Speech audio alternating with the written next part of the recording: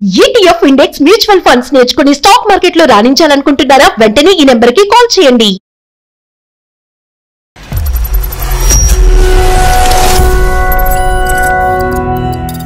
పెళ్లి 20 సంవత్సరాలు అయిందండి. 20 సంవత్సరాల పాప ఉంది. ఆల్రెడీ ఇంకొక మ్యారేజ్ అయిందని విషయం నాకు తెలియదండి. నీకు ఏం కావాల్సిన, నీకు ఏం ఇబ్బంది లేకుండా ఆ ఫ్యామిలీ ఈ ఫ్యామిలీ ఇద్దరు ఫ్యామిలీని చూసుకుంటాను. 2 ఫ్రిడ్జ్లు కొంటాడు, 2 ఏసీలు కొంటాడు, 2 బెడ్లు కొంటాడు, అంతేగా. ఒక తండ్రి తూతూ మంత్రంగా వారానికి ఒకసారి వచ్చి మాయమైపోతూ ఉంటే కనుక నువ్వైతే అడ్జస్ట్ అవుతావేమో కానీ ఆ బిడ్డకి ఎంత నరకం అమ్మా. చేయడానికి రాను నిలబడినాను అంటున్నారు. అసలు నిలబడితేనా లేకపోతే ఇంకే వేరే సంబంధం ఏమన్నా ఉందా అని అడుగుతున్నాడు. అతనేనా నాన్న లేదంటే వేరే నాన్న ఉన్నాడనేటటువంటి మాట నీ కూతురు అడగటం కాదు, సమాజం నీ కూతురుని అడిగేటటువంటి మాటలు అవి. ఆవిడికి తెలుసా మీరు ఒకరున్నారని? తెలీదండి. నువ్వు చెప్పి గొడవ చేసావంటే నేను బతికుంటాను. సీక్రెట్ గా ఒక పిచ్చి జీవితాన్ని బ్రతుకుతున్నాడు. కాదు లక్ష్మి గారు, ఒక మాట అంటాను, ఏమనుకోవద్దండి. ప్రేమగా చూసుకోవటం ఏంటండి పెళ్లి చేసుకోకుండా? ఏ స్థానం అండి ఇప్పుడు? ఇప్పుడు ఎవరండి మీకు? మొదటి భార్య, రెండో భార్య, మూడో భార్య. సిగ్గుండాలి సార్, సిగ్గుండాలి. పదో వంతు కూడా న్యాయం చేయలేదండి. భగవాన్ మీ పేరు. ఆ రోజు సుఖాన్ని అనుభవించింది మీరు, ఆవిడ ప్రెగ్నెంట్ చేసింది మీరు, పెళ్లి చేసుకుంది మీరు, సమాజానికి ఎక్స్పోజ్ చేయనటువంటి గొప్ప పని చేసింది మీరు. గౌరవాలు, ప్రేమలు ఇలాంటి పదాలు మీరు దయచేసి వాడకండి. ఆ పదాలకున్న మీనింగ్, ఆ పదాలకున్న పరువు పోతుంది.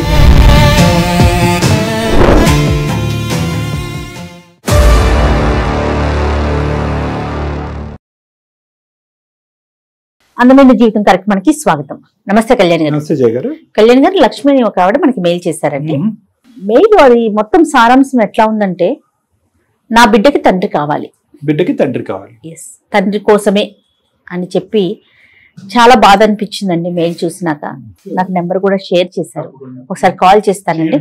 లక్ష్మి గారండి.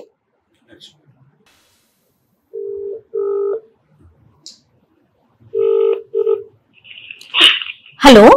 హలో, నమస్తే అండి. నమస్తే అండి లక్ష్మి గారు, నేను జయానండి, సుమన్ టీవీ అందమైన జీవితం ప్రోగ్రామ్ నుంచి కాల్ చేస్తున్నాను. నమస్తే అమ్మా. నమస్తే. నాతో పాటు డాక్టర్ కళ్యాణ్ చక్రవర్తి గారు ఉన్నారండి, మాట్లాడతారు ఒకసారి. లక్ష్మి గారు నమస్తే అమ్మా, చెప్పండి అమ్మా, ఎవరిది సమస్య? మా ఇంట్లోనే ప్రాబ్లమ్స్. అది నా సంసారం, నా కుటుంబ పరిస్థితి అర్థం కాని పరిస్థితిలో ఉందండి. చెప్పండి అమ్మా. నాకు పెళ్లి 20 సంవత్సరాలు అయిందండి. నాకు పాప 20 సంవత్సరాల పాప ఉంది. రైట్. అయితే ఇప్పుడు తనకి మ్యారేజ్ చేయాల్సిన వయసు వచ్చిందండి. పాపకి మ్యారేజ్ చేయవలసిన, కరెక్టే, అవును. అయితే నా సంసారం, నా భర్త విషయంగా నాకే ఒక పెద్ద ప్రాబ్లము. అయితే ఇప్పుడు మ్యారేజ్ చేయడానికి వచ్చిన అమ్మాయికి రేపొద్దున పెళ్లి చేయాలంటే తన తండ్రి వచ్చి నిలబడి కన్యాదానం చేయాల్సి ఉంది. అంతే కదమ్మా. పాపకు పెళ్లి చేయాలంటే తండ్రి కన్యాదానం చేయాలి. దాంట్లో సమస్య ఏంటి? నా భర్త పేరు భగవాన్ అండి. ఆయన సెకండ్ మ్యారేజ్ చేసుకున్నారు. ఫస్ట్ నన్ను చేసుకున్నారు, కానీ నాది అన్అఫిషియల్ మ్యారేజ్ అయిందండి. అఫీషియల్ ఏంటి, అన్అఫీషియల్ ఏంటమ్మా? నువ్వు సెకండా ఫస్టా? ఏమైంది నాకు ఫస్ట్ నుంచి చెప్పండి. మేమిద్దరం విజయవాడలో ఉండేవాళ్ళం అండి. నేనేమో నేను నర్స్ గా చేసేదాన్ని, ఆయన మెడికల్ షాప్ లో వర్క్ చేసేవారండి. మెడికల్ షాప్ లో ఉండేవారు, మందులు ఇచ్చే చోట. అయితే మేమిద్దరం ప్రేమించుకోవడం అనేది జరిగింది. అర్థమైందమ్మా. ఒక అనుకోని సందర్భంగా మేమిద్దరము ఒకటయ్యాము. మ్యారేజ్ చేసుకుంటాం కదా అని అనుకున్నాము. అయితే ఈ లోపల నాది కన్సీవ్ అని తెలిసింది. అదే పెళ్లి చేసుకుంటాం అని అనుకున్నారు కానీ పెళ్లి చేసుకోలేదు, కానీ భార్యాభర్తలుగా కలిసారు మీరు. మీరు ప్రెగ్నెంట్ అయ్యారు, బిడ్డను కన్నారు. ఓకే. లేదు, కనలేదు, కన్సీవ్ అయింది. కన్సీవ్ అయ్యారు. అయితే ఆ విషయం నేను భగవాన్ గారితో చెప్పా, మా హస్బెండ్ తో చెప్తే ఆయన అన్నారు, వద్దు ఇప్పుడు ఏం వద్దు, మ్యారేజ్ అవ్వలేదు కదా, అబార్షన్ చేయించేసుకోమని అన్నారు. ఎందుకో? పెళ్లి కాలేదు కదా, ఎప్పుడే కాదు, నేను ఇంట్లో వాళ్ళని ఒప్పించి వచ్చే చేసుకుంటాను, ఇప్పుడు వద్దు అన్నట్టుగా. నేను ఇలాగే ఫస్ట్ కదా, నేను అలా ఒప్పుకొని అలాగే పెళ్లి చేసుకుంటా ఉంటారు కాబట్టి ఒప్పించరండి, మ్యారేజ్ చేసుకుందాం అన్నా. అంటే లేదు మా ఇంట్లో వాళ్ళు ఒప్పించడం అంత ఈజీ కాదు, అందుకని అలా కాదని అన్నారు. నేను సస్యమైన ఒప్పుకోకపోయేసరికి మేమిద్దరం వెళ్ళి గుళ్ళో చేసుకున్నామండి. ఆయన నన్ను గుళ్ళోకి తీసుకెళ్లి పెళ్లి చేసుకున్నారు. సో అబార్షన్ అయితే చేపించుకోలేదు కానీ పెళ్లి అయితే చేసుకున్నారు. గుళ్ళో ఎవరు లేరు, పెద్దల గిద్దలు అటువైపు ఇటువైపు ఎవరు లేరు, పిల్లలు లేరు? లేరండి, ఎవరు లేరు. అయితే ఈ విషయం అమ్మ ఒక్కదానికి తెలుసు, ఎందుకంటే నేను కన్సీవ్ అయిన విషయం అమ్మకి చెప్పాలి కదా, అందుకని మా అమ్మగారికి ఒక్కరికి తెలుసండి. పెళ్లి చేసుకోవడానికి నేను ఇంట్లో ఒప్పించి వచ్చి అప్పుడు మళ్ళీ అన్అఫిషియల్ గా కాకుండా అఫిషియల్ గా పెళ్లి చేసుకుందాము, అప్పుడు ఇబ్బంది ఉండదు పెద్దల ద్వారా అని చెప్పి వెళ్ళారన్నమాట. ఓకే, వాళ్ళ ఊరు వెళ్ళారు. వాళ్ళు ఊరు వెళ్ళారు. వాళ్ళది ఊరండి? గుంటూరు అండి. ఓకే, సరేనమ్మా. వెళ్ళారు, వెళ్ళిన తర్వాత ఏమైందమ్మా? వెళ్ళి వస్తూ ఉండేవారు. నాకు ఈ విషయం ఫైనల్ చేసేవారు కాదు. మ్యారేజ్ విషయంగా నేను ఎన్నిసార్లు అడిగినా దాన్ని మాట మార్చుతూ చెప్పేవారు, కానీ అప్పుడని ఇప్పుడని అలా చెప్పేవారు కాదు. పాప కొట్టేయడం కూడా అయిపోయింది, కానీ ఆయన నుంచి ఎలాంటి రిప్లై రాలేదు. అతనైతే వస్తున్నారు కానీ పెళ్లి విషయం మాత్రం చెప్పలేదు మీకు? చెప్పలేదు. వచ్చేది కూడా నీ గురించి వస్తున్నాడా, ఉద్యోగం గురించి వస్తున్నాడా అమ్మా? నా గురించి వస్తున్నారండి. ఇక్కడ జాబ్ వదిలేసేసి గుంటూరు వెళ్ళిపోయారు కదా, అక్కడ వేరే దాంట్లో చేస్తున్నారు మెడికల్ సంబంధించి. సో నీ గురించే వస్తారు. ఎంత ఫ్రీక్వెంట్ గా వచ్చేవారమ్మా? అంటే వారానికి ఒకసారి అట్లా, లేదా వారానికి ఒకసారి వచ్చి చుట్టుగా వచ్చి వెళ్ళిపోయేవాడు. పాప పుట్టేసి నీకు పాపను కన్నావు, డెలివరీ అదంతా కూడా అతనే చూసుకున్నాడా, మీ అమ్మగారు చూసుకున్నారా? అమ్మ దగ్గర ఉందండి, ఆయన చూసుకునేవారు, కానీ డబ్బులు పంపించడం అని లేకపోతే వచ్చి వెళ్ళడం అని అట్లా. Okay okay. ఏమనేవాడమ్మా? అంటే ప్రతిసారి పెళ్లి అనే మాట అంటే కనుక ఏ విధంగా దాటి వేసేవాడు? నీకు కంగారు ఎందుకు, నేను చెప్తాను కదా, నేను ఉన్నాను కదా, నేను వచ్చి వెళ్తున్నాను కదా, నీకు భయం ఏముంది, ఆ విషయాలన్నీ పక్కనట్టు అని చెప్పి ఇంట్లో విషయాలు ఏమన్నా ఉంటే తెలుసుకోవడం, దానికి సంబంధించి డబ్బులు ఇవ్వటం, లేదంటే దాని గురించి ఏమన్నా చూసుకుని మాట్లాడి సరే నేను చేస్తాను ఈ డబ్బులు తీసుకొని చెప్పేసేసి కాస్త ఒక రోజు 2 రోజులు ఉండి వెళ్ళిపోవడం జరిగేది మాట. 20 సంవత్సరాల పాటు ఇదే ముచ్చటమ్మా? అంటే ఈ పెళ్లి విషయంగా మాత్రం అలా జరిగిందండి. అయితే ఈ మధ్యలో ఏమైందంటే నేను ఎందుకు దాటేస్తున్నారని చెప్పి నేను ఒక రోజు ఆయన అడ్రస్ పట్టుకుని ఆయన ఉన్న ఇంటికి వెళ్ళడం అనేది జరిగింది. అక్కడ వాళ్ళ అమ్మ నాన్న ఈయనకి ఆల్రెడీ ఇంకొక మ్యారేజ్ అయిందనే విషయం నాకు తెలియదండి. ఇంకొక బాబుని ఎత్తుకుని ఒక ఆమె కనిపించారు. ఈయన నన్ను చూసి, నేను హాస్పిటల్ వర్క్ చేశాను కదా విజయవాడలో, ఆమె అని చెప్పి నాకు పరిచయం చేశారు. ఏం మాట్లాడాలో అర్థం కాక అక్కడి నుంచి నేను వచ్చేస్తానండి బయటికి. సో నీ దగ్గర నుంచి వెళ్ళిన తర్వాత అక్కడ పెళ్ళా, లేదా నీకంటే ముందు పెళ్ళా? అదే నేను ఇందాక నుంచి అడగాలనుకుంటున్నాను. నా దగ్గర నుంచి వెళ్ళిన తర్వాత మ్యారేజ్ అయిందండి. సో నువ్వే ఫస్ట్ అన్నట్టు నువ్వు క్లెయిమ్ చేస్తున్నారు. సరే, పెళ్లి అవటమో, అది నీకు గోప్యంగా ఉంచటమో, ఇక్కడ నీ దగ్గరకు వచ్చి ఈ రోజు కాకపోతే రేపు పెళ్లి చేసుకుంటానని అబద్ధం ఆడటమో, అక్కడ ఒక అబ్బాయిని కనేయటము చాలా యుగ పురుషుడు. సరే, తర్వాత నేను బయటకు వచ్చేసిన తర్వాత మళ్ళీ నన్ను ఫాలో అయ్యి వెనకాల వచ్చారండి. వచ్చి నన్ను బతిమలాడారు అన్నమాట. ఏమనంటే, నేను చెప్దామని వచ్చాను, ఇక్కడ పరిస్థితి నేను చెప్పే లోపల నాకు మ్యారేజ్ ఇక్కడ కుదర్చడం, నువ్వు ఈ అమ్మాయిని ఇంకో వేరే అమ్మాయిని చేసుకుంటానంటే ఆ అమ్మాయిని చంపేసి నిన్ను చంపేస్తాము, ఇలా నన్ను రకరకాలుగా బెదిరించారు, అందుకని నేను నిన్ను పెళ్లి చేసుకోలేకపోయాను, నేను దగ్గర దాయాలని కాదు, నేను నిన్ను చూసుకుంటాను, ఇక్కడ చూసుకుంటాను, అందుకని నువ్వేం అధైర్యపడద్దు, నేను నీకు ఏం కావాల్సిన, నీకు ఏం ఇబ్బంది లేకుండా ఆ ఫ్యామిలీ ఈ ఫ్యామిలీ ఇద్దరు ఫ్యామిలీని చూసుకుంటాను. 2 ఫ్యామిలీని నడిపిస్తాడు, 2 ఫ్రిడ్జ్లు కొంటాడు, 2 ఏసీలు కొంటాడు, 2 బెడ్లు కొంటాడు, అంతేగా? సో నువ్వు అది సాటిస్ఫై అయిపోయావమ్మా? లేదు, ఎలా అవుతానండి. మీ నాన్నగారి పరిస్థితి ఏంటండి? నాన్నగారు లేరండి. లేరు అంటే చనిపోయారండి. నా అమ్మ ఒక్కతే ఉంది. సరే సరే, దట్స్ ఓకే. నీకెవరు అన్నదమ్ములు అక్క చెల్లెలు ఎవరు లేరమ్మా? ఎవరు లేరండి. ఎవరు లేరు, నువ్వు ఒక్కదానివే. అమ్మకు మాత్రం ఇది తెలుసు. అమ్మకు వచ్చి మరి ఇతను ఆల్రెడీ పెళ్లి చేసుకున్నాడమ్మా అనే విషయం అమ్మకి చెప్తే అమ్మ ఎలా రియాక్ట్ అయింది? ఎవరిని అడగలేదు, చేయలేదు, తన కూతురు గురించి ఎవరికి చెప్పుకోను లేదు.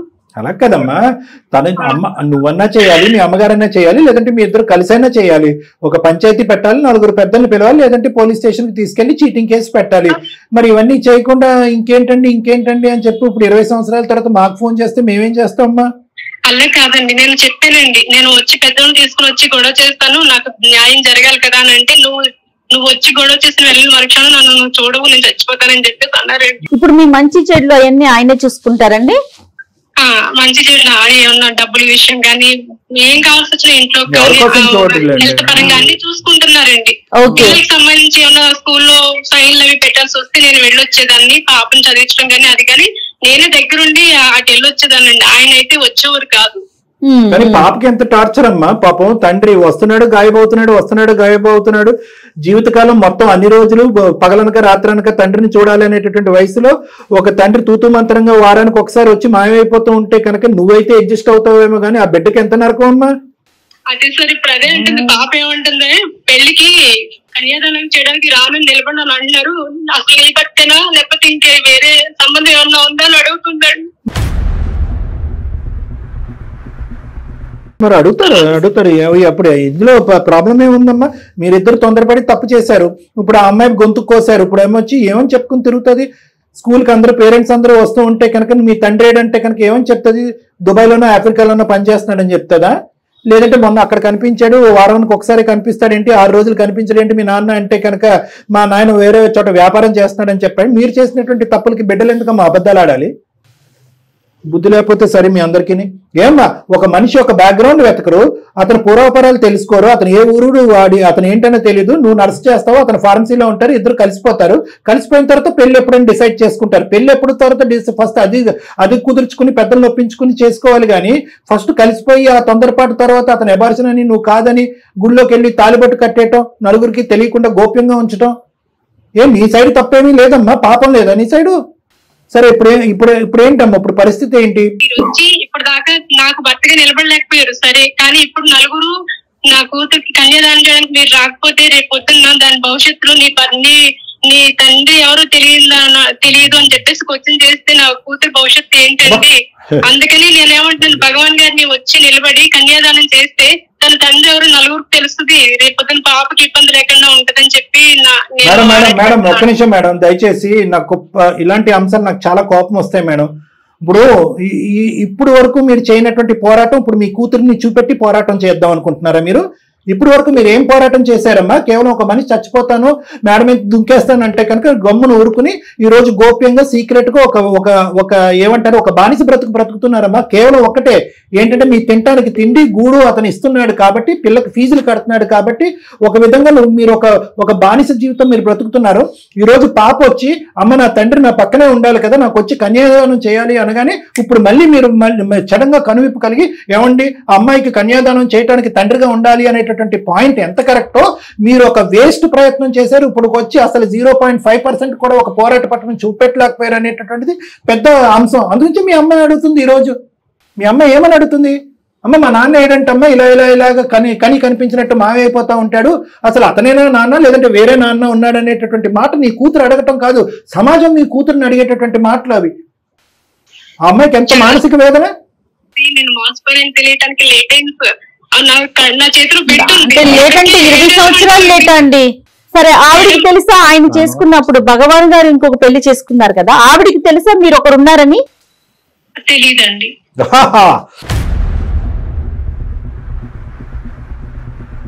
మా ఆవిడ చెప్తే కూడా నేను చచ్చిపోతాను మేడం. బ్లాక్ మెయిల్ చేసేవారు, నువ్వు చెప్పి గొడవ చేసావంటే నేను బతికుండను. అలాగే ప్రేమగా చూసుకున్నారండి. నన్ను పెళ్లి చేసుకున్నారనే విషయం ఒక్కటి బయట చెప్పలేదు. అది నాకు కూడా బాధ అనిపిస్తుంది, ఎందుకంటే ఆలోచించుకుంటాను కదా. ఈ రోజు నీ ఐడెంటిటీ మారిపోయింది కదా లక్ష్మి గారు. ఈ రోజు మీ వ్యక్తిత్వం మీ ఐడెంటిటీ మారిపోయింది. మీరు సీక్రెట్ గా ఒక పిచ్చి జీవితాన్ని బ్రతుకుతున్నారు. సమాజానికి ఏం సమాధానం చెప్పుకోలేక ఉక్కిరి బిక్కిరి అవుతున్నారు. ఒక పక్క నుంచి నీ కూతురు, ఇంకో పక్క నుంచి మీ తల్లి. ఏమ్మా వీళ్ళందరూ చచ్చిపోతున్నాడు కాదా? ఈ రోజు అమ్మ నాన్న వచ్చి ఇక్కడ కూర్చుంటేనే నేను బ్రతుకుంటాను, లేదంటే నుయ్యో గొయ్యో చూసుకుంటానని మీ కూతురు అంటే అది చావు కింద రాదా? మీ అమ్మ వచ్చి నువ్వు నా పరువు తీసావమ్మా నేను చచ్చిపోతానమ్మా, పెద్దల సమక్షంలో మీ ఇద్దరు పెళ్లి అవుతానని నేను బ్రతుకుంటాను, లేదని నేను చచ్చిపోతానని అంటే కనుక అప్పుడు మీ ఆయన్ని తీసుకొస్తావా మీ అమ్మని చనిపోమంటావా? ఎంతకాలం అమ్మా ఒక వ్యక్తి నేను చచ్చిపోతానని చెప్పి మీ మీ మెదడు మీద బుల్లెట్ గన్ను పెట్టి నిలబడతాడు? నువ్వు ఒకటమ్మా అమ్మ, నువ్వు వెనక అడిగేసినప్పుడు నీ చేతిలో ఒక చంటి బిడ్డ ఉంది అనే ఆలోచన కూడా మీకు ఉండాలి. ఓకే, జీవితకాలం అంతా కూడా ఇలా సీక్రెట్ గా బతుకుతారా? నీ కర్మ నువ్వు సావురా బాబు, నీ పెళ్లి లేదు పెటాకులు లేదు అని చెప్పి మీ జీవితం మీరు బతుకుంటే కనుక అస్సలు ఎవ్వరూ కూడా అభ్యంతరం చెప్పుండేవారు కాదమ్మా. ఎందుకంటే మీకు జరిగినటువంటి పెళ్లి ఎవరికీ తెలియదు, మూడో మనిషికి ఎవరికీ తెలియదు. ఒక గుడిలో జరిగినటువంటి సాక్ష్యాలు, వేద పండితులు, వేద మంత్రాల మధ్యన జరిగినటువంటి పెళ్లి మీది. ఆ పెళ్లి ఎంతవరకు చెల్లుబాటు అవుతుంది? ఎందుకు మీరు ఒక కుక్కిన పెయిన్లాగా 20 సంవత్సరాల పాటు ఒక వ్యక్తిని నమ్ముకుంటూ అలా బ్రతికారు? ఎందుకు? ఒక బెడ్ ఉందనా? అంతేనా? ఒక బిడ్డ ఉంది, ఆడపిల్ల, రేపొద్దున భవిష్యత్తుకి ఎవరు నిలబెడతారు తోడు, నన్ను ఎవరు మళ్ళీ పెళ్లి చేసుకుంటారు నాకు అందులోకి తను ఏమి నన్ను ప్రేమగానే చూసుకున్నారండి. లక్ష్మి గారు ప్లీజ్ అండి, అతని జీవితంలో చాలా మందిని ప్రేమగానే చూసుకుంటాడమ్మా, తప్పుగా అనుకోకండి. అక్కడ ఒకరిని హ్యాపీగా ఉంటారు, వాళ్ళందరూ సంతోషాలు సుఖాలతో సినిమా షికార్లు తిరుగుతూ ఉంటారు, నువ్వేమొచ్చి గుట్టుమంటూ గోప్యంగా బతకాలి. అతను చాలా మందిని ప్రేమగా చూసుకుంటాడు. ఇక ప్రేమ అనేటటువంటిది ఎందుకు ఇస్తున్నాడు నీ భర్త ఇప్పటికీ అంటే కనుక తప్పుగా అనుకోకమ్మా. ఎందుకు ఇస్తున్నాడు అంటే కనుక నీ గొంతుకు లెగిసి బయటికి బిగ్గరగా అరవకుండా, అతను పరువు తీయకుండా ఉండటం గురించి కొన్ని వస్తువులు తీసుకొస్తున్నాడు, కొన్ని ఫీజులు కడుతున్నాడు, మీ నోటికి ఒక ముద్ద తీసుకొచ్చి పెడుతున్నాడు. అతని పార్షాలిటీ అక్కడ కనిపిస్తుంది, అతని స్వార్థం అక్కడ కనిపిస్తుంది. కాదు లక్ష్మి గారు, ఒక మాట అంటాను, ఏమనుకోవద్దండి. మీరు చెప్తున్న మాటలో ఒక 2 విషయాలు మాత్రం నాకు అసలు ఏ మాత్రం నచ్చట్లేదండి. ప్రేమగా చూసుకోవటం ఏంటండి? పెళ్లి చేసుకోకుండా మీకు కావాల్సిన వస్తువులన్నీ కొనిచ్చేస్తే చాలా, పెళ్లి అక్కర్లేదా? గుళ్ళో పెళ్లి చేసుకున్నాను. ఎవరికి సాక్షి ఉందండి? మీ ఇద్దరికి తప్ప ఇంకొక మనిషికి తెలుసు. ఇప్పుడు సమస్య అదే కదా. అమ్మ, గుళ్ళో పెళ్లి కూడా ఎందుకు జరిగింది లక్ష్మి గారు? ఎందుకు జరిగింది? నేను గొడవ చేశానండి. పెళ్లి మీరు గొడవ చేశారు, మీ నోటికి ఒక జిప్ వేయాలి కాబట్టి, మీ నోరు ముగించాలి కాబట్టి, ఒక బొమ్మల పెళ్లిలాగా ఒక తాలిబొట్టు కట్టి 20 సంవత్సరాల పాటు మిమ్మల్ని అరణ్యవాసంలో పెట్టాడమ్మా. అప్పుడు ఏమైనా సాక్ష్యాలు ఉన్నాయా? గుళ్ళో పెళ్లికి మీ ఇద్దరు తప్ప ఇంకేదైనా సాక్షి ఉందండి? ఒకప్పుడు సాక్ష్యాలున్నా నలుగురు వస్తారన్నా కూడా నేను రివర్స్ లో వెళ్ళి రెట్రోస్పెక్ట్ గా 100% గ్యారంటీతో చెప్తున్నాను, ఎవరూ రాకూడదు, మన ఇద్దరు ఉండేటటువంటిదే పెళ్లి, లేదంటే పెళ్లి చేసుకోనని వాదించేవాడు మీ ఆయన. ఎందుకంటే అప్పుడు ఎప్పుడు కూడా నీ పెళ్లి, నీ జీవితం అతనికి ఒక సీక్రెటే. అతను కరెక్ట్ గానే ఉన్నారండి, మీరు ఆలోచిస్తున్నారు ఎక్కడికెక్కడికో, ఏదేదో ఆలోచించుకుంటున్నారు. అతను ఏం చేయాలో అది కరెక్ట్ గా చేశాడు ఆ భగవాన్ అనే పర్సన్. ఇప్పుడు సడన్గా నా మీద ప్రేమ లేకపోయినా పర్లేదు, నా కూతురికి న్యాయం చేయంటే కనుక తల్లి మీద లేనటువంటి ప్రేమ బిడ్డ మీదకి వస్తుందమ్మా. ఇప్పుడు మేము సృష్టించాలి ఆబ్రాకదాబ్రా అని చెప్పి. అదే కదా ఈరోజు మీ ఫోన్ కాల్ యొక్క ఇది కదా. ఎప్పుడైతే కనుక మీరు ఒక సీక్రెట్ జీవితం అనుభవిస్తున్నారో, ఎప్పుడైతే ఆ అమ్మాయి నీ తండ్రి ఎవరు, ఈ తండ్రి కనిపించడు ఏంటి, పబ్లిక్ ప్లేస్ లో కనిపించడు, స్కూల్కి రాడు ఏంటి అన్నది, ఆ రోజే మీ అమ్మాయి యొక్క లైఫ్ ఆర్టిఫిషియల్ అయిపోయింది. ఇప్పుడు కూడా నేను ఆయన వచ్చి కన్యాదానం ఒకటే చేయమంటున్నాను. నాకు నిలబడి కన్యాదానం చేసి ఏం మాట్లాడుతున్నారు లక్ష్మి గారు? ఏం మాట్లాడుతున్నారు మీరు? ఏం మాట్లాడుతున్నారు? కూతురికి వచ్చి కన్యాదానం చేసేస్తే అంతేనమ్మా మీకు సాటిస్ఫాక్షన్? మీ అమ్మాయికి సాటిస్ఫాక్షనా? అంతేనా కావాలి? తన తండ్రి గురించి అందరికి తెలుస్తుంది కదా. తండ్రి గురించి అందరికీ తెలుస్తుంది, తండ్రి ఎలాంటి వాడో కూడా తెలుస్తుంది, తల్లి ఎంత జీవితాన్ని అనుభవించిందన్నది తెలుస్తుంది, తండ్రికి ఇంకో పిల్లం కూడా ఉందని తెలుస్తుంది, తండ్రికి ఇంకొక కుటుంబం కూడా ఉందని తెలుస్తుంది. ఇది పరువు కాపాడే పనివా, పరువు తీసే పనా? ఆ అమ్మాయికి తెలియటట్లు లేకపోతే మీరైనా చెప్పొద్దు. అమ్మ ఇప్పుడు సడన్ గా ప్రత్యక్షంగా ఇప్పుడు సడన్ గా ఒక తండ్రి ఊడు పడితే కనుక రకరకాల ప్రశ్నలు వస్తాయేమో, మన జీవితకాలం సరిపోదమ్మా ఆ ప్రశ్నలన్నింటికి సమాధానం చెప్పడానికి అనేది మీ అమ్మాయికి మీరు చెప్పొద్దు. లేదా ఎప్పుడో ఫైట్ చేయండి. భర్త గురించి ఒక 10 సంవత్సరాల క్రితమే ఫైట్ చేయండి, ఒక తండ్రి గురించి 20 సంవత్సరాల క్రితమే ఫైట్ చేయండి. అతను మీ గడప తొక్కి ఇక్కడ ఒక న్యాయం చేసేంత వరకు నిద్రపోవద్దు మీరు. సడన్ గా పెళ్లిడు వచ్చేటప్పటికి, 4 సంబంధాలు వచ్చేటప్పటికి తండ్రి ప్రత్యక్షం అవ్వాలి, కాళ్ళు చేతులు కడగాలంటే ఎలాగమ్మా? సొసైటీలో ఇప్పుడు అందరికి తెలుసు కదండి, రేపటి రోజున ఇతను ఎక్కడి నుంచి వచ్చాడంటే మీరు ఏం చెప్తారు? ఏం చెప్తారు అనేది కాదు, ఈ పెళ్లి చేయటం అనేటటువంటిది ఒక తంతు, ఓకే, ఒక కార్యక్రమం, ఒక సాంప్రదాయం, ఒక పద్ధతి, ఒక పట్టింపు కాదనట్లేదు. కానీ దాంతో పాటు వచ్చేటటువంటి సవాళ్ళు, ఎన్ని ప్రశ్నలు వస్తాయి, ఎంతమంది ఆ పెళ్లికి వచ్చేటటువంటి వాళ్ళు మిమ్మల్ని ఎంత తేడాగా చూస్తారో తెలుసా? వాస్తవానికి పెళ్లికి వచ్చేటటువంటి పెద్దలు ఎవరైతే ఉంటాయో అటువైపు నుంచి వచ్చేటటువంటి మీ వియ్యంకుడు, వియ్యపురాలు, పెళ్లి కొడుకు, వాళ్ళు విత్డ్రా ఎవరనేటటువంటి దానికి నమ్మకం ఏంటి? రేపొద్దున మీ అమ్మాయిని నానా మాటలతో కుల్లబడవరు అనేటటువంటి దానికి నమ్మకం ఏంటి? ఏదైనా చీటికి మాటికి చిన్న గొడవ అయింది అనుకోండి, అదిగో మీ అమ్మ అలా ఉంది, మీ నాన్న అలా ఉన్నాడు కాబట్టి నువ్వు ఇలా ఉన్నావు అనే మాట అనరా ఆ బిడ్డని? ఖచ్చితంగా. ఎక్కడో ఒక చిన్న కన్ఫ్యూజన్ ఉందమ్మా, చిన్నది కాదు, జీవితానికి సంబంధించినటువంటి చాలా పెద్ద కన్ఫ్యూజన్, ఇది చాలా కీలకమైనటువంటి దశ. ఈ రోజు ఏంటంటే నువ్వు మాకు రిక్వెస్ట్ చేసుకునేది ఏంటంటే, నా కూతురికి కన్సిస్టెంట్ గా కంటిన్యూస్ గా ఒక స్టేబుల్ తండ్రిని పరిచయం చేస్తే కనుక ఆ తండ్రిని నేను ఊరు వాడ అవతల ఉండేటటువంటి వచ్చినటువంటి వాళ్ళందరికీ పరిచయం చేసుకుంటాను అని అంటున్నావు. ఇదేంటంటే గుడ్డు ముందో పెట్ట ముందో అన్నట్టుంది, అది పద్ధతి కాదమ్మా. నేను అనేది ఏంటంటే, ఫస్ట్ నీ స్థానాన్ని యాజ్ ఎ భార్యగా అది పదిలం చేసుకో, స్టెబిలైజ్ చేసుకో. సమాజానికి కానీ మీ ఇరువైపుల కుటుంబాలకు కానీ తర్వాత జరిగేటటువంటి పరిణామాలు ఎలాగున్నా కూడా ఫస్ట్ మోస్ట్ ఇంపార్టెంట్ అంటే నువ్వు అనేటటువంటి వ్యక్తి ఈ సమాజంలో ఉన్నావు, ఒక భార్యగా ఈ పరిస్థితుల్లో అతను పెళ్లి చేసుకున్నాడు, ఆ తర్వాత ఇంకో ఆమె వచ్చింది అనేటటువంటి విధంగా నువ్వు అతని భార్యగా ఒక స్థానాన్ని పదిలం చేసుకుని సమాజానికి ఎక్స్పోజ్ అయిన తర్వాత నీ కూతురు కొద్దిగా ఈ వాడి వేడి ఈ గొడవలు గట్రా ఇవన్నీ కూడా చల్లారిన తర్వాత అప్పుడు ఈ అమ్మాయికి ఒక సంబంధం చూసి పెళ్లి చేస్తే కనుక అది పద్ధతిగా ఉంటదమ్మా.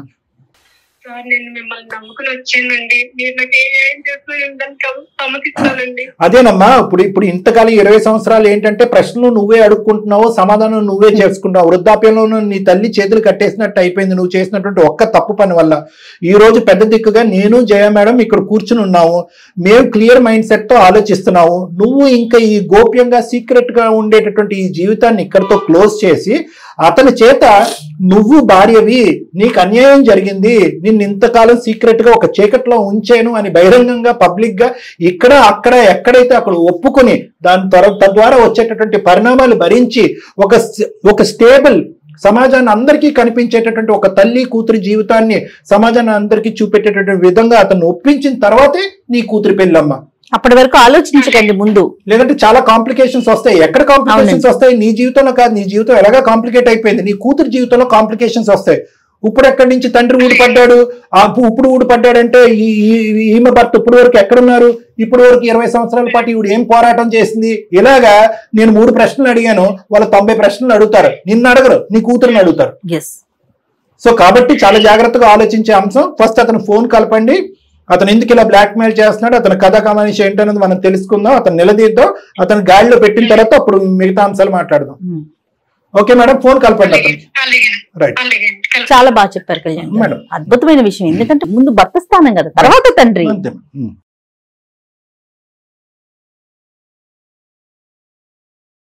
హలో ఏమండి? ఏమండి?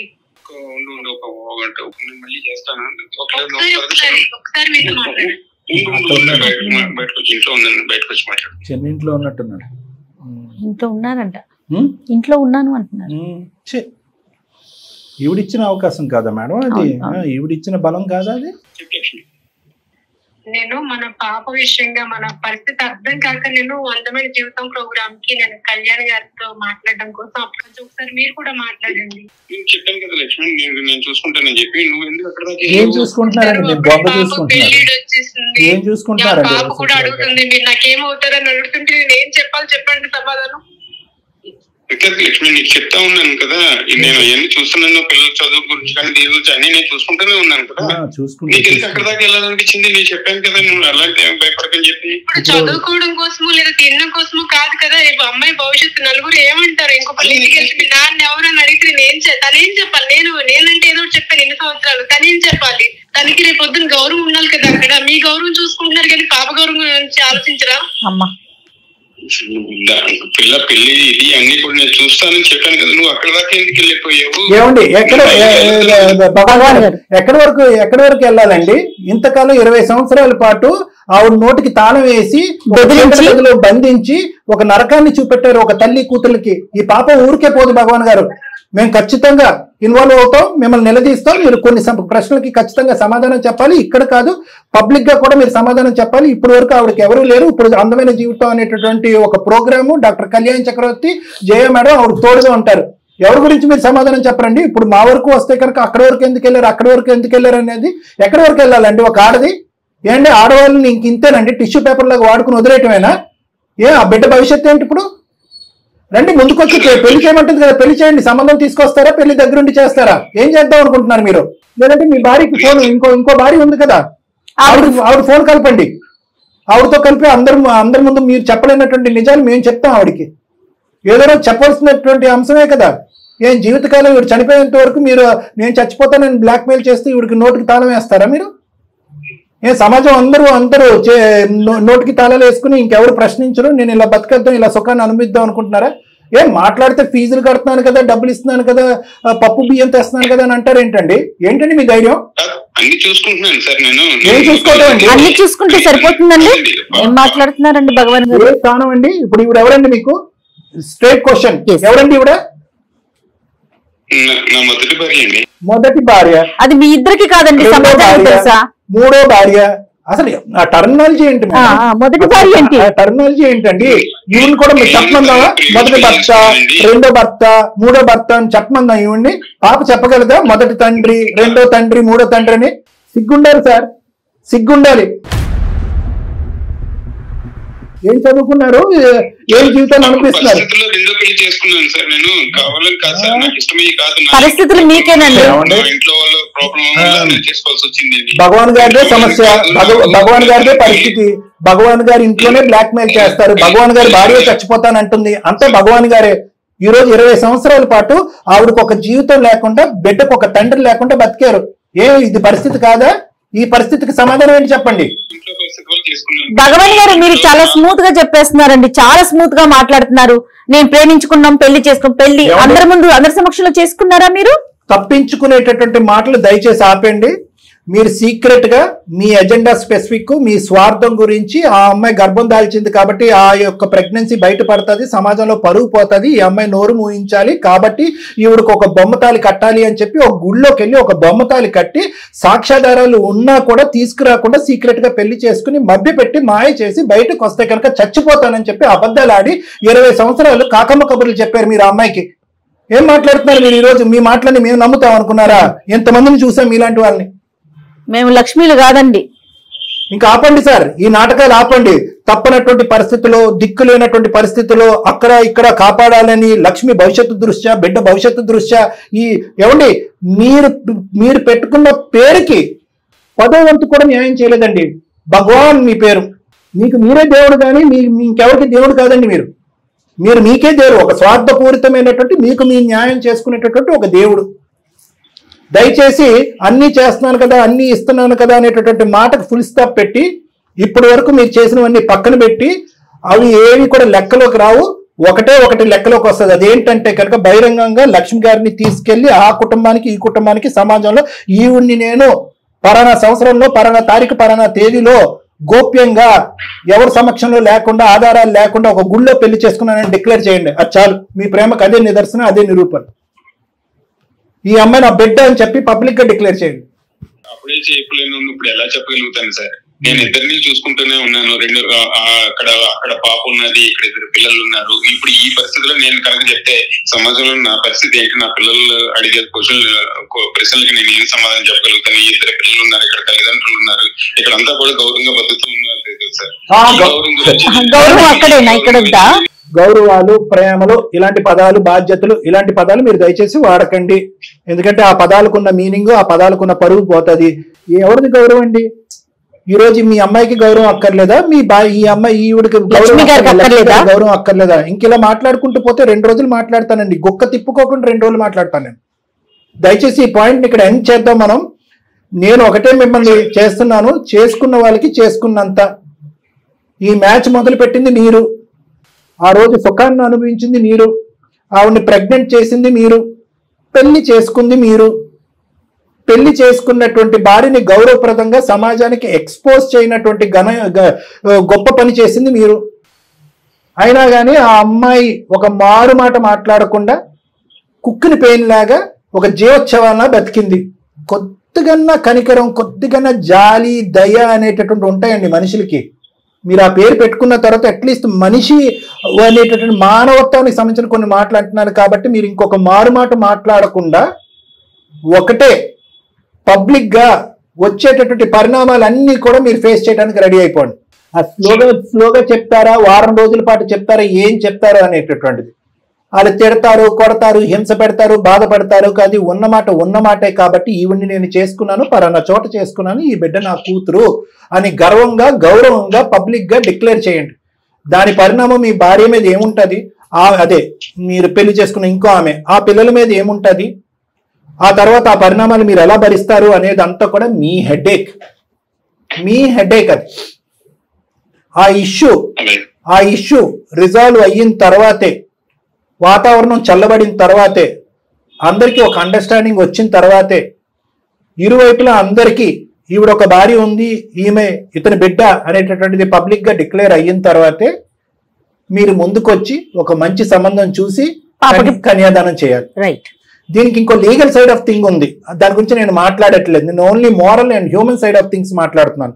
లీగల్ సైడ్ ఆఫ్ థింగ్స్ ఏంటంటే కనుక ఆవిడొచ్చి నేను కోర్టుకు వెళ్తాను, కేసుకి వెళ్తాను, నేనే మొదటి భార్య అని, లేదంటే ఇంకో విధంగా అవనియండి, లేదంటే ఈవిడ వెళ్ళి ఇంకోటి ఏదన్నా ఈవిడ అలా చేసే రకం కాదనుకోండి, ఆ పరిణామాలు ఏమన్నా ఏర్పడితే కనుక అవి డీల్ చేసుకునేటటువంటి దమ్ము ధైర్యం ఉండాలి. ఎందుకంటే 2 పడవలు 2 కుటుంబాలని నడిపినటువంటి మీరు ఆ దమ్ము ధైర్యం లేనటువంటి వ్యక్తిగా నేను అనుకోవట్లేదు. సో కాబట్టి అది వేరే సబ్జెక్ట్. కానీ నేను only moral, ethical and human values మీద నేను మాట్లాడుతున్నాను. చీకట్లో బ్రతికినటువంటి ఈ జీవికి, మీ భార్యకి ఒక గొప్ప జీవితాన్ని ప్రసాదించండి. మీ బిడ్డను చూసి జాలిపడండి. సమాజంలో గౌరవం వెళ్ళి నా బిడ్డరా అన్నట్టుగా పబ్లిక్ గా చెప్పండి, నా భార్యరా అన్నట్టుగా చెప్పండి. ఈ మాత్రం చేయలేరా మీరు భగవాన్ గారు? అంటే అటువంటి పరిస్థితులు జరిగినాయి కాబట్టి ఇంట్లో చంపేస్తానని, తనని చంపేస్తాను, పిల్లల్ని చంపేస్తానని కాబట్టి నేను ఇలాగ ఆడాల్సి. సరేలేండి, ఇప్పుడు ఆ సబ్జెక్ట్ లోకి మనం వెళ్ళొద్దు. ఇక ముందు నుంచి అయినా కూడా మీలో ఒక మంచి మానవత్వం ఉంది, ఒక మంచి మనిషిగా మీరు బ్రతకాలి అని అనుకుంటున్నారు. గౌరవం గౌరవం గౌరవం అని 10 సార్లు అంటున్నారు. ఆ గౌరవం అనేది మీకే కాదు, మీ భార్య కూడా ఆ గౌరవాన్ని ఆశిస్తుంది, మీ కూతురు కూడా ఒక గౌరవాన్ని ఆశిస్తుంది. కాబట్టి అందరి బాధ నా బాధే అన్నట్టుగా ఆ బాధని మీ భుజస్కంధాల మీద వేసుకుని నలుగురిని ఎలా సముదాయిస్తారో, నలుగురికి ఎలా నచ్చజెప్తారో అనేటటువంటిది మీరు ఆలోచించుకుని వీళ్ళిద్దరికి ఒక కొత్త జీవితాన్ని ప్రసాదించండి, అంతే. ఎంత త్వరగా వీలైతే అంత త్వరగా మాట్లాడే ప్రయత్నం చేయండి. లక్ష్మి గారు వింటున్నారా? విన్నారా? మీరు మొత్తం డాక్టర్ గారు చెప్పింది. పెళ్లి విషయం తర్వాత ఆలోచించండి, ముందు చేయాల్సిన పని ఏదో అది ఫస్ట్ అది కంప్లీట్ చేయండి. ఇక్కడ ఏంటంటే లక్ష్మి గారు రానున్న రోజుల్లో అసలు సిసలైనటువంటి మొదలు. ఎందుకంటే కనుక ఇప్పటి వరకు ఎవరికి సమాధానం చెప్పుకోవాల్సినటువంటి అవసరం లేదు. రకరకాల వ్యక్తులు, రకరకాల మనుషులు, రకరకాల పద్ధతుల్లో మీ మీద నిలదీస్తారు, మట్టి పోస్తారు, వేలెత్తి చూపెడతారు, నీ క్యారెక్టర్ లేదా అని రకరకాలు అంటారు. మరి అవన్నీ తప్పదు, వాటన్నిటికీ మీరు ప్రిపేర్ అవ్వాలి. ఎందుకంటే కనుక ఇప్పటి వరకు జరగనటువంటి ఒక అంశం జరగబోతుంది. అతను మీ భర్తగా మిమ్మల్ని పరిచయం చేసుకుంటున్నాడు, అందరికి ఎక్స్పోజ్ చేస్తున్నాడు. ముఖ్యంగా ఇవన్నీ ఎందుకు ఫేస్ చేయమంటున్నానంటే, మీరు ఇందాక మా దగ్గరికి ఎందుకు వచ్చారు, మా కూతురికి ఒక భవిష్యత్తుని ఇవ్వండి, తండ్రిని ఇవ్వండి, కన్యాదానం చేయించండి అంటున్నారు కదా, ఆ ప్రాసెస్ లో ఇవన్నీ ఫేస్ చేయడం తప్పదని నేను ముందే మీకు చెప్తున్నాను. సో ఈ ప్రాసెస్ లో లక్ష్మి గారు, ఈ ప్రాసెస్ లో ఇప్పుడు డాక్టర్ గారు చెప్పిన సలహా ప్రకారం జరిగే ప్రాసెస్ లో కొన్ని ఇబ్బందులు పడవచ్చు, కొన్ని అవమానాలు ఎదుర్కోవాల్సి ఉంటుంది. మీరు తప్పదు. మీ పాప భవిష్యత్తు కోసం ఓర్పుగా ముందుకెళ్ళండి, ఇద్దరు కలిసి, భగవాన్ గారు అండ్ మీరు కూడాను. ఏమ్మా? భగవాన్ గారు నమస్తే అండి. భగవాన్ గారు, దీనికి పైపచ్చి ఏమైనా సమస్య కానీ లీగల్ పరమైనటువంటి సమస్యలు, చిక్కుముళ్ళు ఏమన్నా వస్తాయి కనుక అంతవరకు కూడా మేము వచ్చి ముందుకు వచ్చి హెల్ప్ చేయడానికి మేము రెడీగానే ఉన్నాం. నమస్తే సార్. నమస్కారం. మంచి సొల్యూషన్ వచ్చిందండి. ఆవిడ ఒకటి ఎక్స్పెక్ట్ చేశారు, కానీ ఏది జరగాలో మొదట అది జరగాల్సిందే కదా డాక్టర్ గారు. చాలా మంచి విషయం చెప్పారండి. Yes madam, at the end of the day ఇలాంటి వ్యవహారాన్ని మేము సమర్థించట్లేదండి. ఎందుకంటే గోప్యంగా రిలేషన్షిప్స్ పెట్టుకోవటము, పిల్లలు కనేయటము, ఇంకో చోటకి వెళ్ళి ఇంకో పెళ్లి చేసుకోవటము, ఇవన్నీ మేము సమర్థించట్లేదు. ఇవి క్షణికావేశంలో జరిగేటటువంటి తప్పులు కాదు. అనాలోచితంగా కక్కుర్తు పడినటువంటి సందర్భాలు, పరిస్థితుల వల్ల ఏర్పడేటటువంటి చిక్కుముడి సమస్యలు. దానికి బానిసలు గాని, దానికి బాధితులు గాని ఎవరన్నా ఉన్నారు అంటే కనుక పిల్లలు. ఇప్పుడు ఆ అమ్మాయి ఏమొచ్చిన నా తండ్రి ఎవరు, ఎక్కడున్నాడు అని చెప్పుకునే దిక్కుతోచిన పరిస్థితి. కాబట్టి ఏంటంటే ఎండ్ రిజల్ట్ ఒక చోటకి తీసుకెళ్లాలి. కాబట్టి ఈ విధంగా కంక్లూడ్ చేశాం, కానీ వాస్తవానికి దీన్ని ఎప్పుడు కూడా సమర్థించే అంశం కాదు. Right. Thank you so much. నమస్తే.